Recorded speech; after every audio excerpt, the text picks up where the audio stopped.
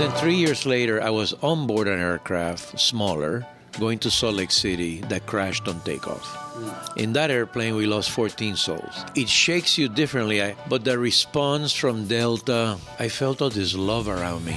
At 1 in the morning, I had a knock on the door, and it was my director. He's at my house with a paper bag telling me that there are glasses that they recovered, and he knows I wear glasses, so maybe one is mine. Hey friends, welcome back to another episode of Consuming Careers. I'm Bruce Smith, and today's conversation is certainly one you're not going to want to miss. So a few months back, I was grabbing dinner with my friend Mark Fogel, who works at Delta Airlines, and while I was telling him about this podcast, he leaned in and said, "You have got to interview James Sarvis." I said, okay. So I did. James is the kind of person who's built a career of purpose and loyalty. And he's been working with Delta Airlines for over 50 years. That's right, 50. Starting at the very bottom, cleaning bathrooms. And ironically, today, he's the VP of Global Cleanliness. But his story goes way beyond job titles. Over the years, James has held just about every position short of flying the airplane at Delta, from leading airport customer service across 220 airports to overseeing 24,000 flight attendants and helping shape Delta's global partnerships. He's been through wars, recessions, a pandemic, mergers, and even a hostile takeover attempt. And through it all, he's stayed grounded by one thing, a deep sense of purpose and loyalty. We talked about legacy, leadership, mentorship, being an 18-year-old college dropout, and surviving a plane crash with his family. And why, even after 5 decades, he's still not done. So grab a coffee or whatever fuels you, and let's head into James's office at Delta's global headquarters in Atlanta, and let's join my conversation with James.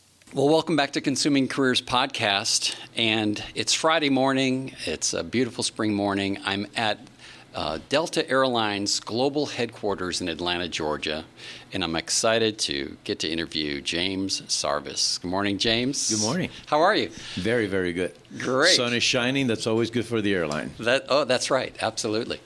So I'm going to tee this off, and I want to hear a little bit. I'm going to hear a lot about your background, but I'm going to kind of kick this off with, you've been here for over 50 years, which is amazing to me.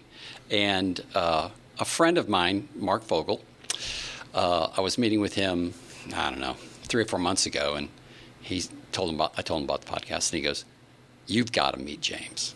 And he gave me an overview of your background. I'm like, I do have to meet James. So I've got one big question that we don't have to answer right now, but I know everybody listening is thinking this. And it's, why would anybody stay in a career, one company, for 50 years? I mean, that's just unheard of these days. And that's the thing that kind of gets me interested and curious about you. So it's a journey, right? And it's not your plan. I have met professionals that had a plan growing up and they landed where they wanted to. And for me, starting with Delta was purely accidental. I married very young. I left on my honeymoon. When I came back, where I was working to go to school, to fund school, had closed overnight. Yeah. And my 6th grade teacher, who I still had a relationship with, says my husband is hiring at Delta Airlines. Oh. And at the time, I didn't know Delta. Delta was very small in Puerto Rico, had 1 flight a day. You knew about Pan American Airways. Yep. You knew Eastern Airlines was big. Yep. With high-risers, local employees, and we had 1 flight. Right. But I said, hey, it sounds exciting. What is it? It's an airline. That sounds exciting. I remember being raised in an apartment where on the bottom floor there was a travel agency. Okay. And to this day, I can see the posters, the Taj Mahal, the Eiffel Tower, and I was always curious. So I thought, wow, what an unplanned opportunity. I went for my interview, and at 19, they told me that I was going to make $850 a month. I was making $200. Wow. I must admit, that's all I heard. Yeah. That's great. My best friend who took me to the interview said, so what are you going to be doing? I have no idea. It pays $850. It doesn't matter. So I think that, so I'm a baby boomer. We criticize that maybe younger generations don't have the right value when they went to the interview. Well, I only heard how much I was going to be paid, so I can't blame anyone. Started the job with great people. Yeah. And what it did, you never handle the same people every day. Yeah. It changes no matter what. So you open the ticket counter, your crowd is totally different. So even though you're doing the same function, for example, change is inevitable. Weather, amount of customers, conditions for the customers, something breaks down, a mechanical. There are so many factors influencing the operation that it makes it different every day. And I realized years later that I was wired personally for the gray, for change. Change doesn't bother me. Actually, I feel like I thrive in change.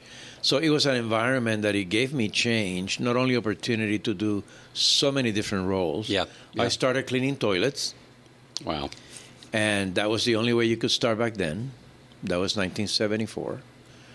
And you try to do the best toilet cleaning you can and start moving along the ranks. And that led to different parts of cleaning the aircraft, loading and offloading aircraft, working with cargo, eventually landing at the ticket counter, which are, your listeners would know, the ticket counter, the gate, all of those roles. For about 9 years in Puerto Rico. But then they'd open a door to work in a bigger station in the U.S.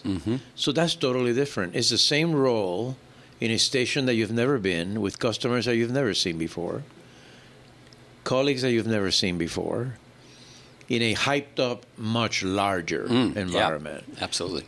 And even there, when I started in Dallas, there were 79 flights.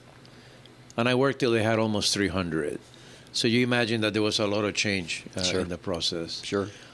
That led to positions in Frankfurt, in Salt Lake City, in Las Vegas, in Los Angeles, in Mexico City, in Atlanta. So I think I'm privileged that I look back at 50 years, 51 real soon at the end of the summer,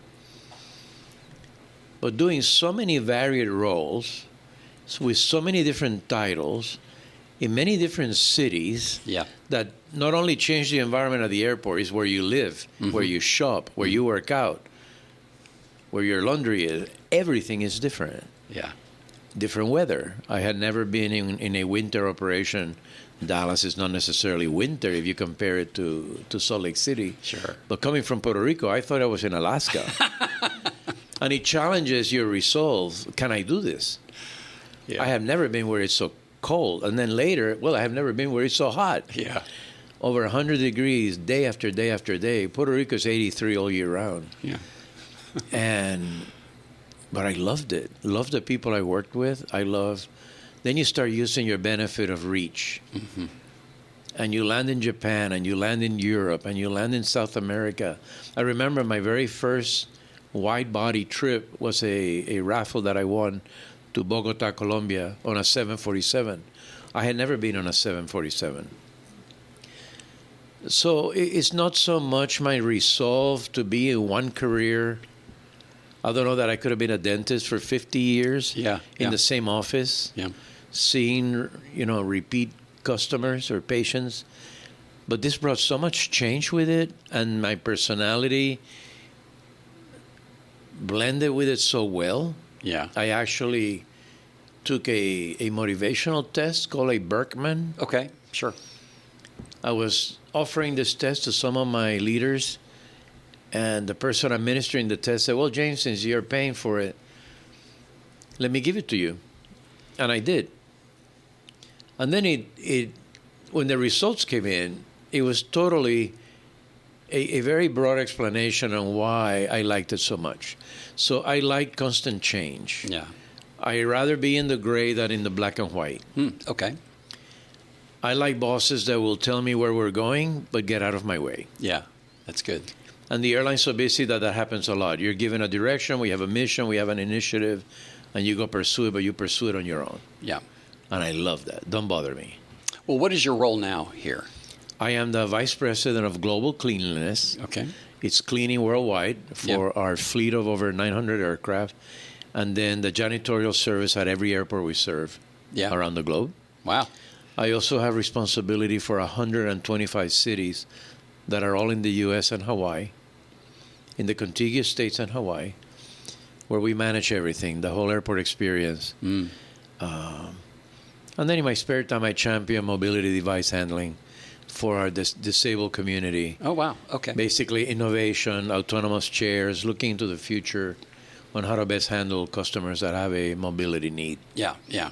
Well, there's been a lot of change at Delta in 50 years, right? Yes. Okay, so I did a little research, and I just want to voice this. What's happened in 50 years? So, since you've been here, Vietnam War ended in 75, 3 Mile Island, 79, Desert Storm, Gulf War, Desert Shield, 1990, 91, 9/11, big impact on Delta. Yeah. Department of Homeland Security created, 2008 economic crisis, and of course COVID, and that was global. And then at Delta, I mean, holy smokes, you've been here when Delta Air Express, so cargo started in 75. Yes. First transatlantic flights, 78.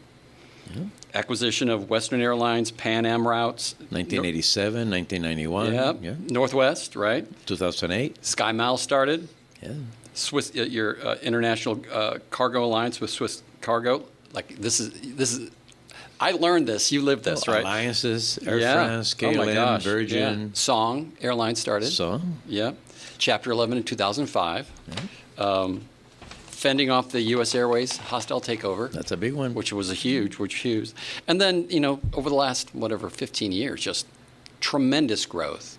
And navigating COVID was a huge one for Delta. I mean, so you've kind of seen all that, lived that here. And today, tariffs. And tariffs, yeah. Anything, what you learn in the airline is that there is so much regulation. So you have environmental concerns, you have legal concerns, you have immigration concerns, you have tourism safety concerns, you have the social climate. No matter where you fly to, is important. So we had Desert Shield, Desert Storm, very far from the U.S., but with an immediate impact to the airline. Sure. Just before I hired on in 72, the PATCO strike, the air traffic control strike. Yep. So Vietnam, my colleagues in Puerto Rico were former Vietnam veterans. Wow. Because they had returned from Vietnam and started in the airline. So the cross-culture, we had merged with Northeast in 72. Some of those employees were when I was hired, were there. Totally different company, different culture, blending. Right. You mentioned Western, 87. I worked in LA, which was a big Western population. I worked in Las Vegas. I was a big Western. Mexico. My assignment in Mexico was related directly to Western. So all this blending of cultures, I've been very fortunate that every time Delta has been the acquirer, and our name has never changed. But I have a lot of empathy for employees who had spent their whole career at another carrier like Northwest. And then come to Delta, and overnight they have to learn what's a widget and why are the airplanes blue versus red. Right. And what is the culture? Why are we so people-centric? They were very data-centric. But goes back to square one. I love that. Yeah. And it makes us better. That there's a huge diversity within Delta of employees, and we want to look like the customers that we transport. Yeah. So I think you called it the United Nations of Delta. Yes. Yeah. Yes. That's great. And interesting, I have open cities in parts of the world that have never seen Delta. They have never seen a Delta aircraft. So, for example, Accra in Ghana. Mm-hmm. We go early, we hire, we train on computer use people that don't own computers, and we share uniforms with people that don't wear a suit, and have schedules for people that don't have cars to come to the airport, and we deal with all that transportation. How do we schedule our operation? And then you train them, you have them at the airport for something that they've never seen. Which is a very interesting phenomenon. So I'm supposed to influence you culturally, let you know how important customers are and who we are as a company. on something that you've never seen the logo or ever heard of. Yeah, yeah, yeah. And when we land the first aircraft with a big tail that they've only seen in pictures, Right. and you see tears, Wow. and that degree of emotion and allegiance, it's fascinating to me that we must have done a good job getting them ready for that. But after that, reality sets in. Well, now we have to work it, and we have Yep. never done it. Yeah, yeah. And I saw that in Senegal and in Nigeria and in India, you name it. In Palau, an island off the coast of Japan. And it repeats itself. I love it. Love it. Hey, I want to back up a little bit because you were born in Philly, but you don't sound like you're from Philly. That's right. I was born in Philly. My mom was thought to have tuberculosis. Oh, wow. My dad had abandoned us. Okay. My older sister had just passed away. So my mom was pregnant with me during the death of my sister. Wow. She would have been my middle sister. I have one older brother. So she was in poor health. My mom was in real, tired, unhealthy. I was 4 pounds when I was born. And they thought she had TB. And with that fear, they would not release her from the hospital. My uncle and aunt flew from Puerto Rico to Philadelphia. And within 2 weeks, I was in Puerto Rico. Got it. Yep. Okay. So I was raised in Puerto Rico, learned Spanish before English. Yep. Didn't realize I was not Puerto Rican until my teens, because they said, well, you're not Puerto Rican. I thought they were insulting me. You're born a U.S. citizen if you're born in Puerto Rico. But I was born in Philadelphia, so by definition, I am American. Yep. I am Hispanic. But yes, I do speak with an accent that has never left me, no matter how many years I've been here. Well, you said you had dropped out of college to work at Delta? I did, yes.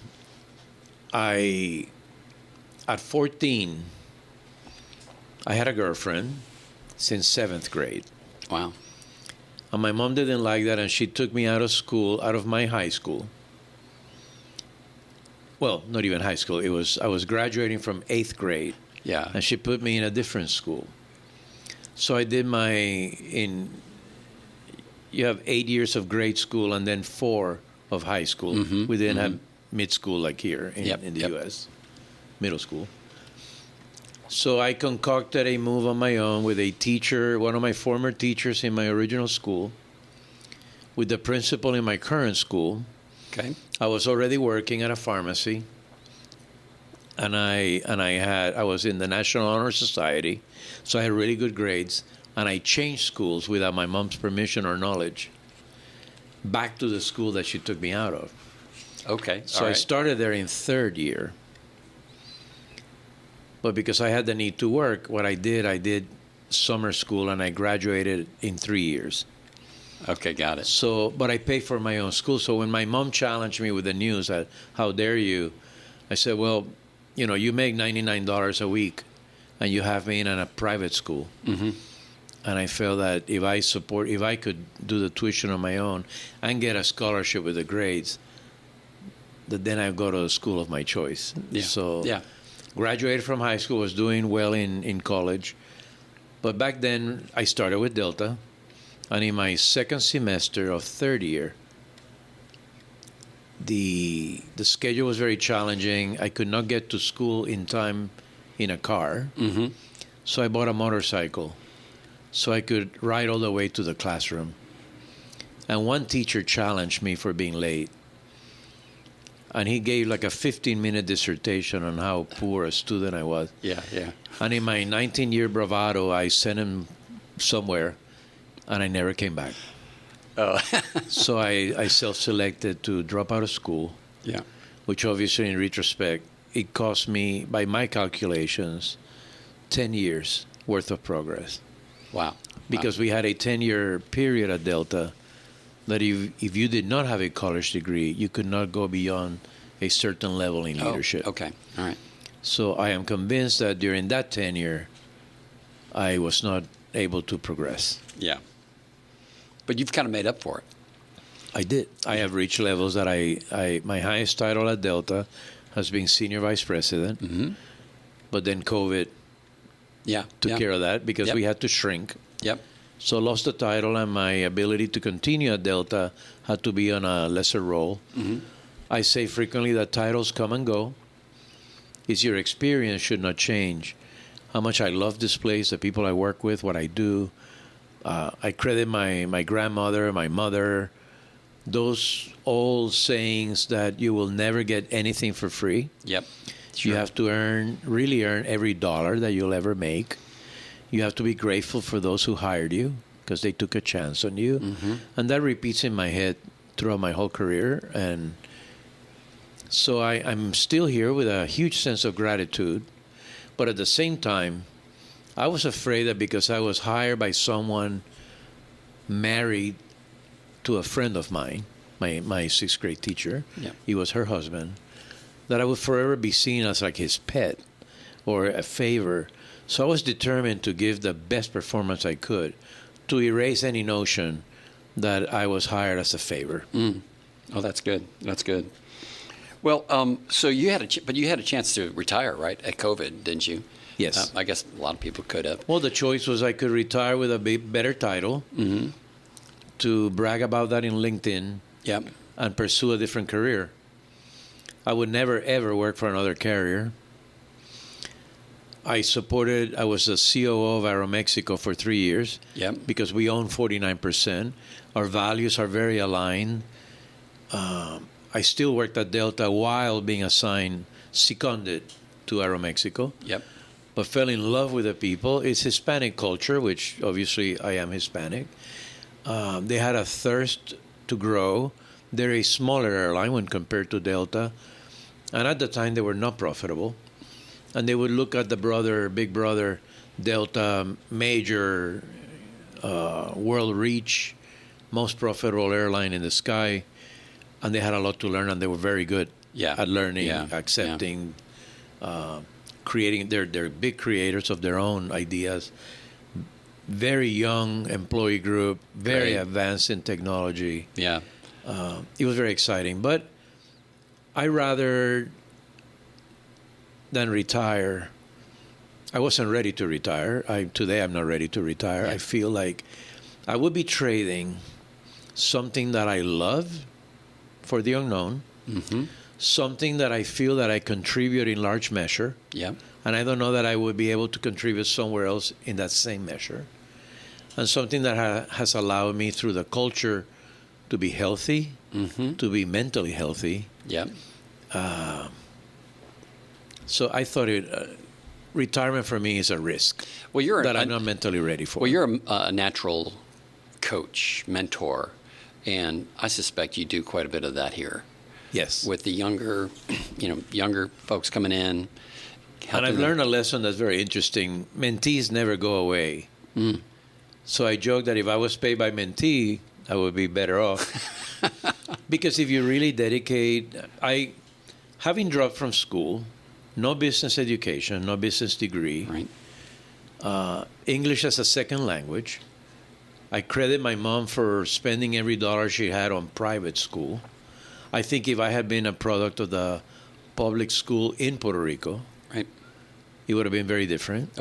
I was correcting grammar. I was writing speeches, writing correspondence at an executive level in English that many peers didn't have the capacity. Sure. So I thought, well, that was an advantage. That was one. And then second, that I was given so many opportunities because of that lack of training by supervisors, by these Vietnam veterans that have been in the service, had not a title, I would say a rank. And they would share with me how to motivate people, how to lead people, how to commit to your deals when you promise the team something to come through. And I stand on their shoulders. And I say very publicly, I wouldn't be here without that unselfish time that I was given by good leaders and not so good leaders. I've had both. I think it would be a lie to think that everybody was amazing. Some were all the things that you would not want to do. and that educates you, informs you, and I think better prepares you to deal effectively. Sure. Yeah. So when I have an approach by anybody, do you have time? The answer has to be yes. Wow. Because I feel obligated that I have to pay it forward because I wouldn't be here. Yeah. And I think they recognize that. But then they don't graduate because once you have the relationship, even though they're in other cities, in other jobs, in other titles, Yeah. some lower, some higher than mine, they reach out. Yeah. And I find that's a blessing because I learn a lot from each and every one of them. Yeah, it's so enriching to be able to do that. Yeah. All ages, Yeah. all genders. Yeah. Well, you've had so many experiences in your life and career, challenges. I mean, just so many things you can speak to. And I want to ask you about in the 80s with the plane crash that you were in with your family. Can you share a little bit about that? And I'm interested to hear how that impacted you, especially being in the industry, experiencing one of the most unfortunate kind of events that an airline can face. Yeah, we had two. We had two crashes in a 3-year span. One was a wide body that crashed in Dallas, and same airport, same city, where we lost 137 souls. Wow. I was working at the time, and I had to respond to that accident as a volunteer. Yeah. So I was part of the team that collects the personal effects after the fatalities have been removed. Yeah. That's not something you train for. No. At least not then. Now we do, but not then. So you immerse yourself. I have a task at hand here. Let me not look at the airplane, because what was impacting me is that I have seen aircraft, this is in 1985, since 1974. And before that, my mom took me to Europe. I was only 15. But this is a fraction of an aircraft. Right. There was only a third that you could recognize. Oh, my gosh. So I had that, my soul was like shaken that, can I trust this machine? Because I've never seen it like that. But doing the work every day, leading teams, that this is what we do, it was unfortunate. But then witnessing firsthand all the learnings from that accident, diving into the NTSB reports on how can we make aviation safer. And unfortunately, it's through that type of learnings. Yeah. So I was restored. I was not on the airplane, so it was just a visual image. But then 3 years later, I was on board an aircraft, smaller, going to Salt Lake City, that crashed on takeoff. In that airplane, we lost 14 souls. Oh, my gosh. And it shakes you differently. I had a 7.5-month-old boy and a 3.5-year-old boy. And my then wife was on the flight. And we crashed on the takeoff attempt. The aircraft broke in 3 parts. Smoke, fire, etc. I got out of the aircraft very quickly. I noticed my wife left in one direction with the baby, who, by the way, slept through it all. Oh, my gosh. He woke up hours later at the hospital. Unhurt. We were unharmed. I took my 3.5-year-old out into the field next to a fence, but then I saw that I could hear survivors trying to open a door on the rear of the aircraft. So I left my son, which in retrospect, maybe I shouldn't have. I left him alone, and I ran to the door to try to open it from the outside.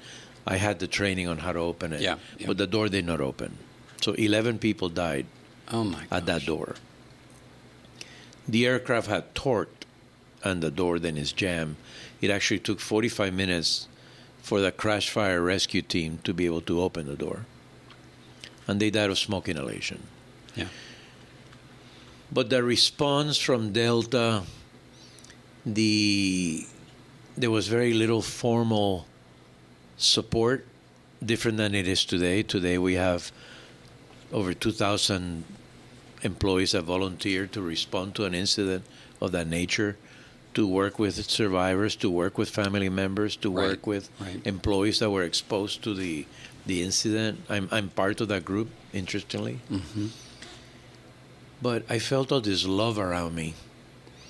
At 1 a.m, I had a knock on the door, and it was my director, which you have to imagine in the middle of the second crash in 3 years in the same city, where by then all of the leadership of Delta has descended in Texas. Yeah. He's at my house with a paper bag telling me that there are glasses that they recovered, and he knows I wear glasses. So maybe one is mine. Wow. Of all the things he had to do. The next morning, we're awakened to some noise. I look out the window, and there was a supervisor mowing my lawn. So I rush outside and ask him, "What are you doing?" He says, "Well, I came very early, and I was afraid to knock on your door. I was hesitant. And as I was leaving, I noticed that your grass was a little high." So he went home, got his lawnmower, came back to my house, and he's mowing my lawn because he doesn't know what to do. Yeah. One colleague of mine, right after the accident, we stopped at his house. He had a spare set of keys for our house. Mm-hmm. And he wanted to wash my feet. Oh, my gosh. Because I have been in the pasture, and that's the team that rallied around me. And then, even though I was afraid to fly, by then I'm afraid of the pilots because it was not a mechanical failure. Yeah. It was a human failure. You're shaken in your faith. First, I have to trust the machine. Now I have to trust who's flying the machine. But all that love around me made me be able to withstand, well, I can wait. And then 2 weeks later, we lost a family member, and I had to fly. Yeah. So flying was never the same. I was a very wary traveler. I was a very sweaty traveler. But I kept flying. Yeah. And then I landed a job that was intense flying all over the globe that took away the feeling. That fear has disappeared. Unless I hear something bad, most likely it would be there. I was given a mental health professional a year or two later when we realized that would have been good to support in case I needed that. I started helping flight attendants that had issues flying to help them understand that you can overcome. Mm-hmm. You'll never forget the crisis. The critical incident is never forgotten. But you can do a lot to help yourself and be able to basically get back on the horse again, right? Yeah. Get back on the saddle. Yeah. Wow. So I see it as a distant memory. Mm-hmm. But being part of this care team, I speak about every month to classes that are either volunteering or they're in recurrent on being ready for that day that it's totally unimaginable. Yeah. Thank you for sharing that story. You touched on something that I wanted to kind of address, and it was the commitment of the Delta family to supporting you, not necessarily as an employee, but as a friend, right? And in the current environment, and this goes along with your 50-year commitment here, in the current environment, it just seems like there's a lack of commitment by the employee to the employer and a lack of commitment of the employer to the employee. So why should either sacrifice? And, I don't know all the reasons how we got here, but you've broken that. Like, I don't know if it's something Delta's doing, if it's what the individuals are doing, and somehow Delta has pulled that together. But I would love to hear kind of your comments or your thoughts around that employee-employer contract, that when you and I were growing up, it was sort of expected, right? Right. And now it's not. It just seems so transactional, which is so disappointing. But that's what we're in. But with me, it was foundational because when I'm hired, it was a paperless contract because at Delta, we are the least unionized airline. So we didn't have a contract. It was purely voluntary. But from our founder, C. Woolman, he was so customer-centric, but with a realization that the virtuous cycle has to be the employee comes first. And you would imagine the passenger, the customer comes first. Right. It's the employee that comes first. Because that employee in that positive state of mind, feeling well taken care of, well rewarded, well trained, well encouraged, given the tools to do the job, is going to do their best for the customer. Then the customer is a recipient of this great service, which we have been known for decades. And if we do it successfully, the continued support by the customers will make us profitable and then make our investors happy. That cycle was there when I was hired. It was there since we were founded. So when I'm hired, my colleagues, my new colleagues, are all sharing this mantra. Oh, don't worry. Actually, I told you that I was bragging that I was going to make $850 a month. I was hired in July. In September, we had a pay raise. All right. And I made it to $900. Okay. So I am never, ever leaving this place. The pay raises, you could almost schedule them every year. Opportunity. Being in San Juan, where the senior employees didn't necessarily want to come to the U.S.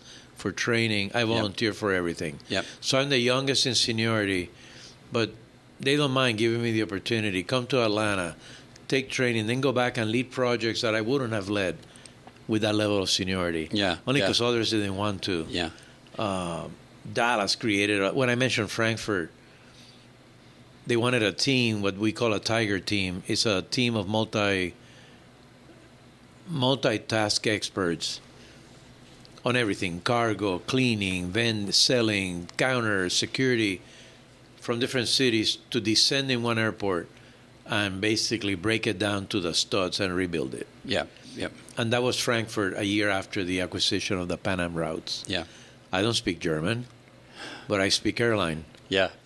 So it went very, very well. But that opens the next door. That opens Salt Lake City.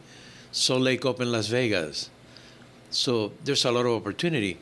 So I'm part of the culture. We are firm believers that the culture will eat strategy for breakfast. And if the people stand behind it, we will be more successful. Rather than tell you what to do, is try to explain to you the values of doing it, and then we all walk along. And we were much smaller than we are today.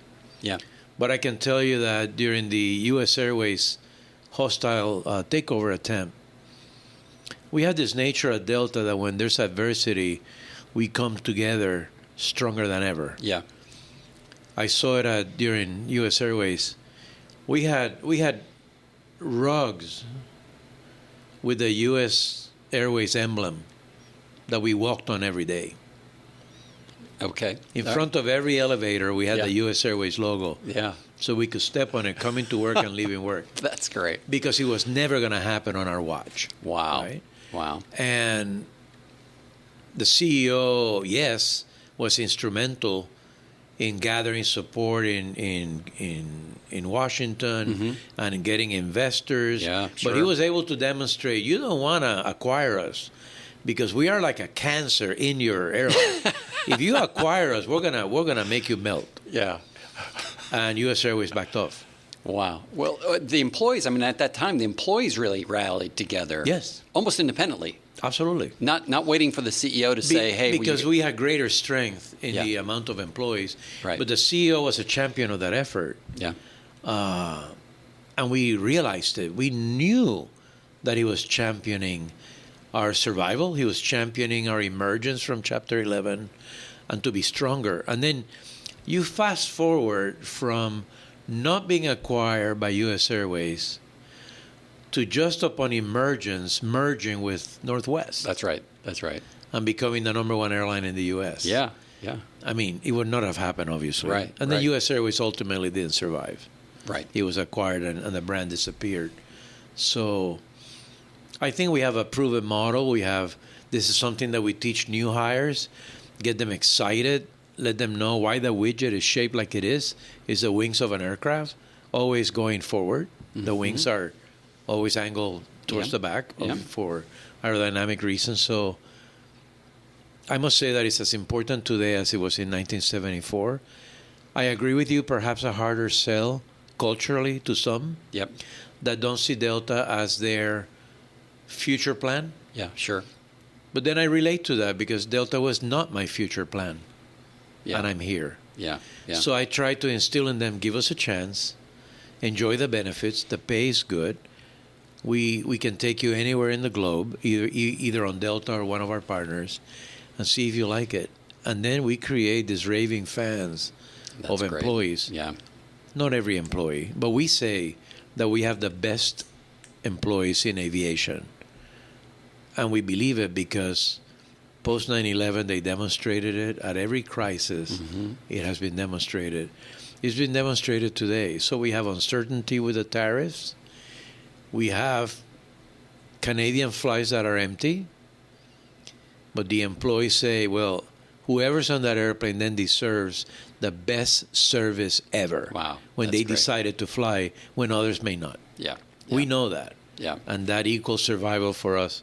So it goes back. Our CEO has announced that we will have a pay raise this year. This was announced last year. Yeah.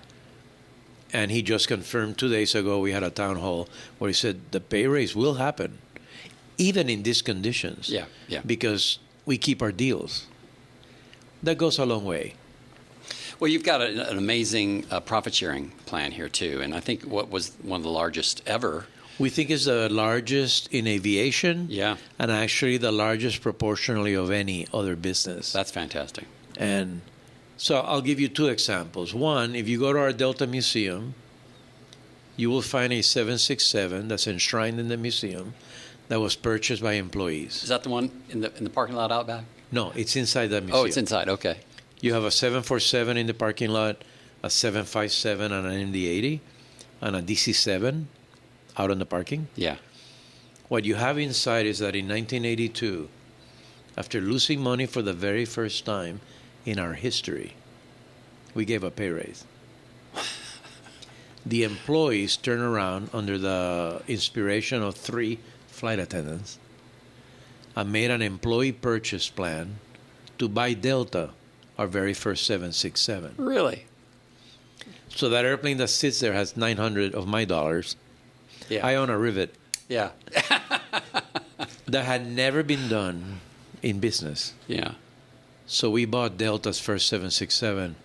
Fast forward to today, having the very best profit share program in aviation makes us proud that we take care of the employees. And when do we do it? When is profit share paid? On Valentine's Day. Yeah, that's great. Gives a whole new meaning to Valentine. See, that makes no sense to me, right? So it makes no business sense that an employee would pull money out of their own pocket to benefit the company. Yep. Now, come on, in this time, in these this current condition, it seems like the culture is the employee is going to get everything they can out of the corporate. And I think that's entity. There's some truth to that. Yeah. But when I realized that we have a scholarship fund purely funded by employees, Yeah. that is huge. We have a care fund for if an employee loses their house on a fire. That's totally funded. Wow. It started with our Jerry Greenstein, our CEO, during bankruptcy, that got a huge bonus post Chapter 11. Yeah. Yeah. And he took the whole bonus and created the care fund for employees to, by employee donations, be able to give money away to employees in need. We've had employees with motorcycle accident. We had that had a crisis at home, a fire, a tornado, and they draw from that. Wow. And that's totally self-funded by employees. Yeah. Secondly, we do so many fundraisers for cancer, BCRF, leukemia, I mean, you name it. And this younger generation that we're hiring today gives a lot of money in donations. Yeah. Yeah. It's very interesting. Wow. They're more civic-minded, perhaps, than generations between me and the ones being hired today that are just graduating from school today. Yep. A lot of social awareness, environmental awareness that I find fascinating. But it's a very generous group. Yeah. And I think Whitney, our assistant today, is probably going to apply for a job here by the time we leave. And you have a friend, Whitney. But think about this, the reach of the culture. You have people in India fundraising for cancer in the U.S. Wow. Explain Wow. that. And They look, have cancer. Yeah, and Delta is a public company, right? It's not Yes. like a private company where, Right. they can do whatever they want. They still have Wall Street to Absolutely. appease. And they've been rewarded. You've been rewarded for that. Still. Investors don't necessarily enjoy that we give away, over $1 billion in profit share. But when they see that it makes it's like recharging a battery on a super alkaline load onto the next one. Yeah. Because we know that everything we're doing makes us healthy as an airline, makes us profitable, and it's going to come back and we're going to share in that wealth. Yeah. Wow. So, Well, so I don't want to miss the point that you started your career cleaning toilets, and now you're responsible for the globe of cleanliness. I've come full circle. Yeah. I still own how we clean toilets. Yep. I still clean toilets. You know that we fly for free. Yeah. It's a benefit. Yeah. And I instill on all the non-revs, we call each other non-revs, we don't create revenue, that when we fly, we should pick up our row, empty the seat pockets, cross the seat belts, make sure there's nothing on the floor. And every time we use the lavatory, we clean the lavatory. That includes wiping the floor, drying the sink, cleaning the mirror. I don't have tools to clean the toilet. But if I see anything like that, we can use hot water from the galley and pour it in the toilet. Yep. So that's everyone's. That has never left me. And not just because I worked in clean, because there are many 40, 35-year employees that do the same thing. That's great. I didn't know that. Because you don't start at Delta, Whitney, you don't have to start cleaning toilets. You can walk in the door with an MBA and be a leader. You can be a fuel purchaser. You can be in the flight academy. You can walk in as a pilot, as a flight attendant, as an engineer. You can come in as a technician, a highly skilled, licensed mechanic.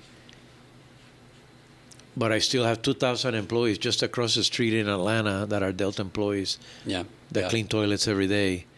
And their goal is like it was mine in 1974. We have huge turnover, positive turnover, that from there we put them on the ramp. They can go to cargo. They can end up at the airport facilities. They can be at a Sky Club. Yeah. So it's fueling that next generation of Delta fans. So coming back to my original question at the very beginning of, why do you stay? Why would anybody stay? And when I was thinking about that question, I thought, well, is it because it's an easy job that gets paid well?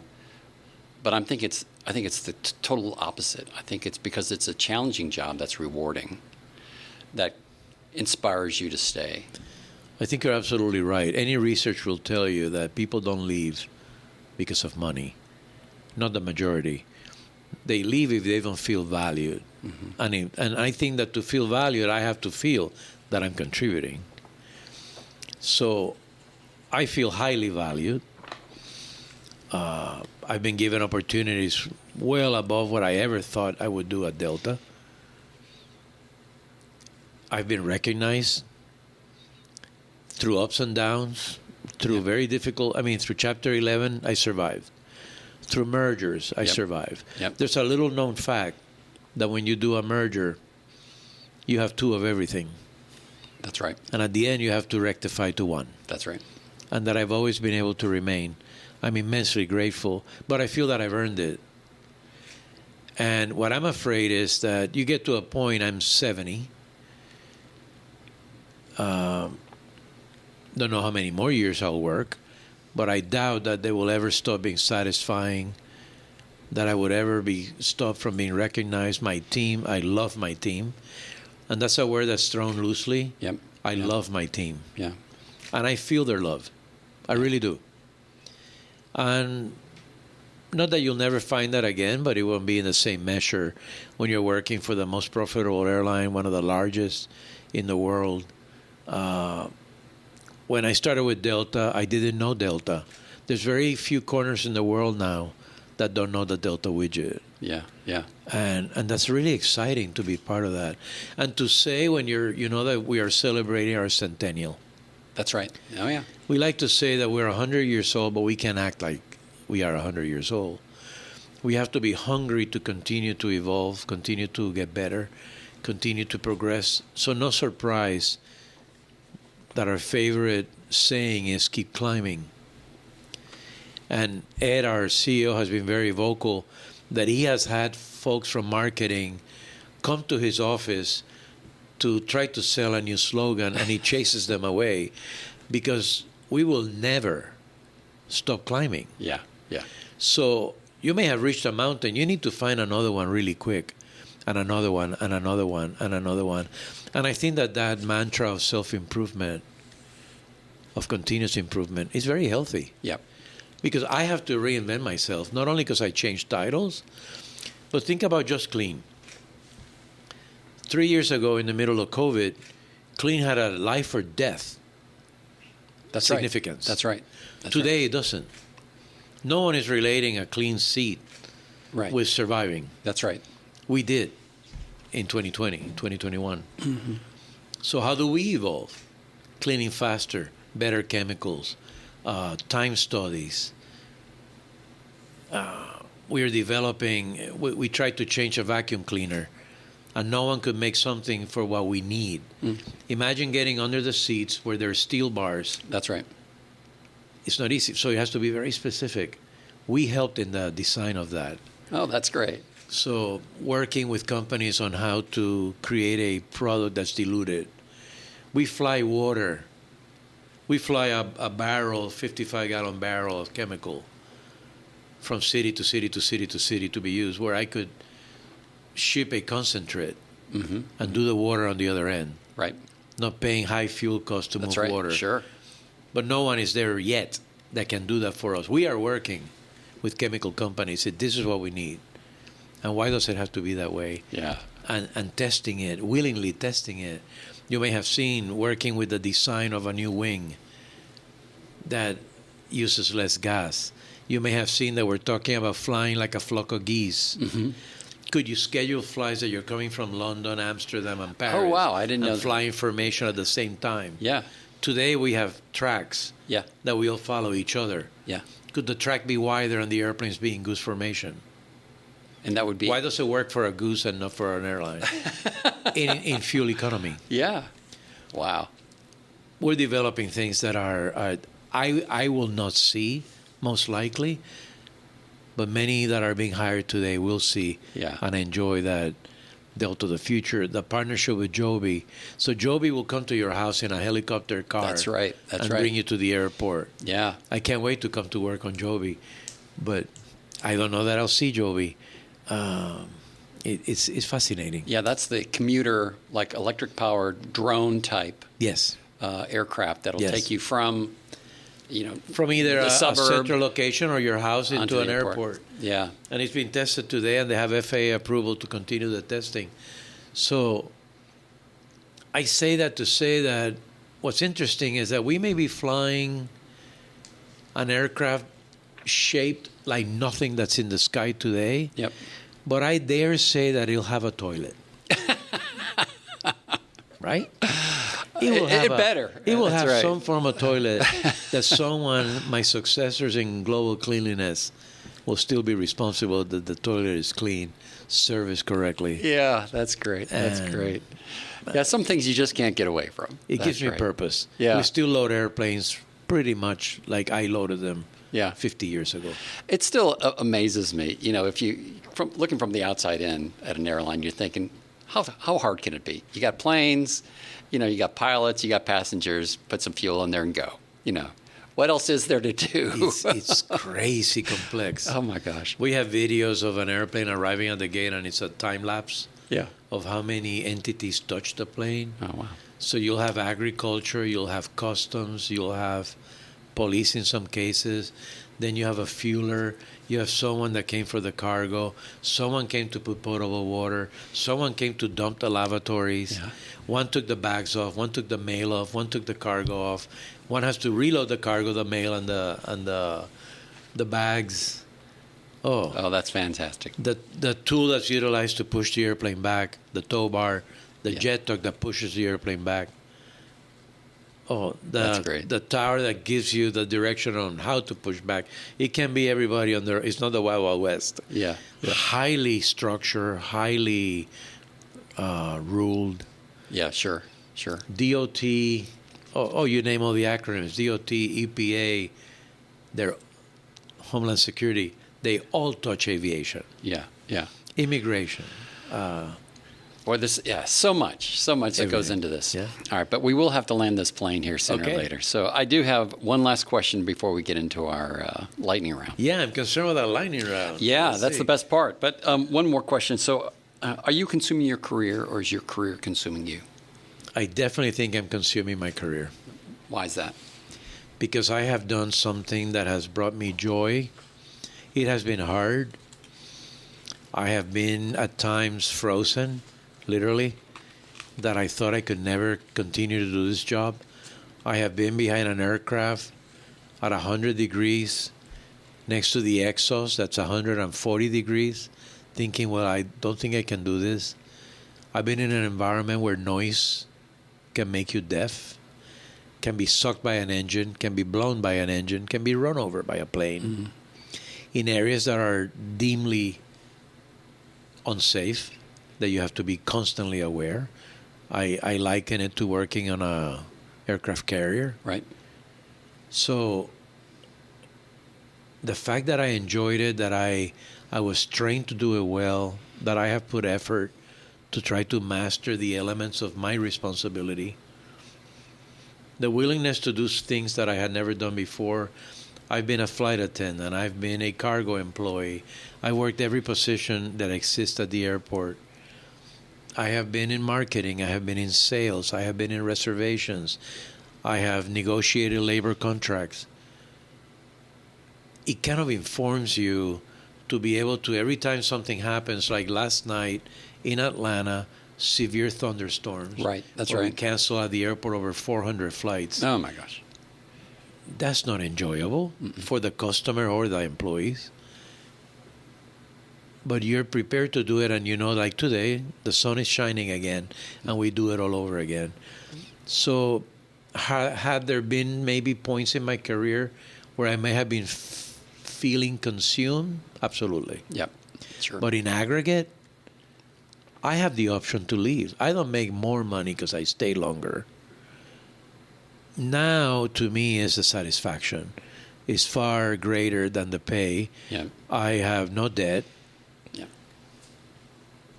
So now I have to save for being retired, maybe living enough years that I have enough money for my care, etc. But this joy, That's awesome. I have to say that I'm consuming every bit of it as long as I'm allowed to do so. I'd have to say that's one of the best answers that I've had to that question in all these interviews. All right. Are you ready to jump into the lightning round? Okay. Is it lightning question, but do I have to have a lightning answer? Yeah, that's up to you. Okay. Sometimes they go a little, I may be surprised. little slower than lightning. Okay. Okay. So first one, what's your favorite Delta slogan? And by the way, we love you've to fly had, on his shows. there's been like 40 slogans. We love to fly on his shows. When was that? 80s. 87. 1980s. I've got the list right here. 87. Yeah. Mine is Because it's so truthful. yeah. Like we have Fly Delta Jets. Yep. We have it in Spanish, Huele Delta Jets. But we love to fly and it shows. Yeah. And we are aviation people. We love to fly. Yeah. So that was my favorite. I was looking at this list back from 1929, and it sounds like the marketing people knocked on the door quite a bit. But mine was nothing faster, nothing finer. Yeah. That was in the 50s. We had I good like goes that one. around. Well, imagine then that flying was new. That's right. That's right. And luxury, and only very few could fly. You can tell by the clothing of any picture of people flying in the 50s. that they were Yeah. well-to-do. Well, Keep Climbing came out in 2010. Yes. So it seems like it's probably one of the longest lasting That's ones. the longest, and no one better connects the world. That's a good one. That strikes me personally because I used to lead all of our international cities at Delta, and being in Mumbai, in Dakar, in Lagos, in Manila, in Taipei, in Singapore, and seeing your airplane and seeing employees with the Delta uniform and that camaraderie that only the language is different, but you feel the same level of passion and love for the airline. Yeah, yeah. I don't know that many airlines have that. Maybe, I don't know. I think of only two companies, like when I think of Delta, Coca-Cola. Mm-hmm. I don't know anywhere in the world that I've been that I haven't seen a Coca-Cola logo. Yeah, sure. And then American Express. I used to say when I was young that if I ever have a problem, I don't think I'll go to the embassy because I don't know what to do. I'm going to go to the American Express office, and I'm sure they can help me. And no surprise that Delta is such a huge partner of American Express. So, all right. Next question. Lightning round, remember. Okay. Next question. Who's the most influential person in your life? Or has been, or was, or is? my mother, Wow. single mother, 2 boys, very frail of health. That I can't think of a day that when I'm talking about a business concept, and by the way, she never finished school, that I don't go back to something that my mom said about the pride in what you do, in when you sign your name, that's your whole life that you're putting on your signature that people don't give value to what does a signature represent. So I would say definitely my mother. Wow. Do you actually have a resume? Most of us have one ready to email. No, I have moment's one. Notice. I have one that I created for my interview for Aeromexico Okay. because I had to take a resume. But then once I left Aeromexico, I have not updated my resume with my COO experience. Yep. I mean, I have one that we can generically generate a Delta Yeah. that has all the information. But not that I have sat down to craft one because I'm hoping never to use one. So you're really not ready for a recruiter to call you, or No. And then again, I have non-compete clauses that I would. And That's right. I would never go to another carrier, but who knows? That's why I don't retire because I'd rather not find out Yeah. that I was not ready to retire after retirement. Yeah. So I'm going to be here longer till maybe there's no choice but to retire and stay retired. That's great. That's my goal. All right. Number 4, the most interesting Delta passenger that you've ever met that was on your manifest. There's 2 Okay. for different reasons. Jerry Lewis Really? and Ricardo Montalban. All right. Whitney, you don't know Ricardo Montalban. Jerry Lewis, I remember as a child watching in Labor Day? The telethon. That's right. Grew up on those. And have tears in my eyes.